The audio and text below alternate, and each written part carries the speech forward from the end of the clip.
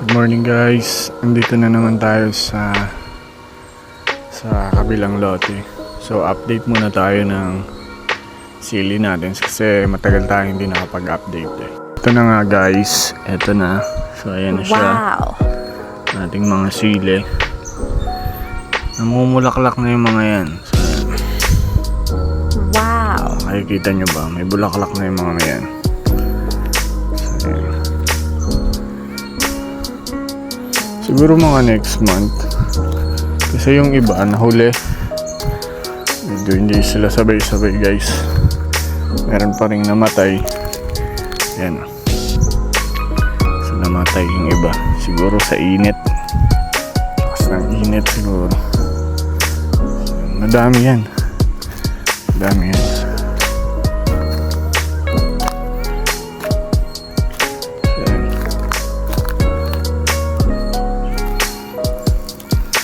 Gaganda na, matataba naman yung sili natin.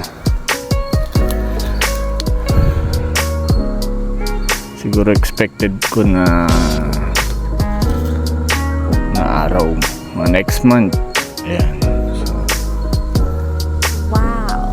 malalaki na sila. Siguro yung iba namumulaklak na eh. So hindi nga lang sila sabay-sabay. Yung iba na huli, napag-iwanan yung iba gawa siguro ng ulan. Nabugbog ng ulan, so na-stress. So natagalan silang lumaki. So yan, tingnan nyo, may bulaklak na siya. Kaliit pa niya. Ang liit pa niya guys, pero namumulaklak na agad. Dami niya. Yan. Ang ganda. So yan guys ay lahat na may sili. Lahat yan. So yung iba, lahat yan medyo hindi kita masyado sa screen, pero kung ano, yan, basta malalayo. Puro sili na yan guys.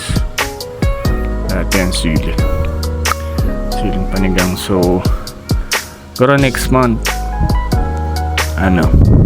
lahat yan may bulaklak na.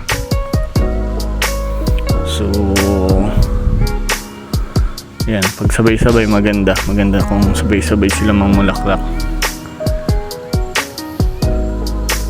Nakakatuwa kasi hindi naman sila nadali ng peste. Yung una kasi, yung iba nadali ng tipaklong. So medyo watak-watak siya.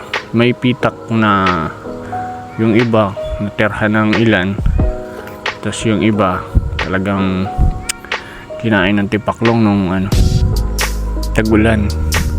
Pero naka-recover naman yung iba. So ayan, maganda na, maganda guys, ganda. So ayan, kabilaan yan, lahat naman yung meron.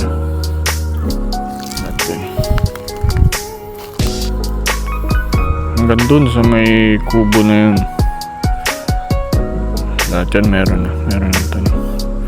So bale, update na lang pagka may bunga na, siguro ganyan. So antay-antay lang tayo. Ito ang ganda oh. Ayan oh. May sure na bunga na talaga yan kasi nalaglag na yung bulaklak niya eh. Ayan, ay hindi pa. Kala ko nalaglag na. So bulaklak na rin pala. Yan, lahat na yan merong ganyan. Maliliit pa lang sila pero mga bulaklak na nakakatuwa. Ang dami niyan guys, ang ganda. So tuwing hapon lang kasi natin nabibisita gawang may trabaho tayo sa umaga. Pero hindi naman kakadismaya kapag pumupunta rito kasi nakakatuwa naman. Makakapawi pa rin ang pagod pagka makikita mong healthy naman yung mga pananim mo. Then may progress din araw-araw. So ayan, update na lang guys pagka bunga na siya. Tapos mag-harvest na ganun.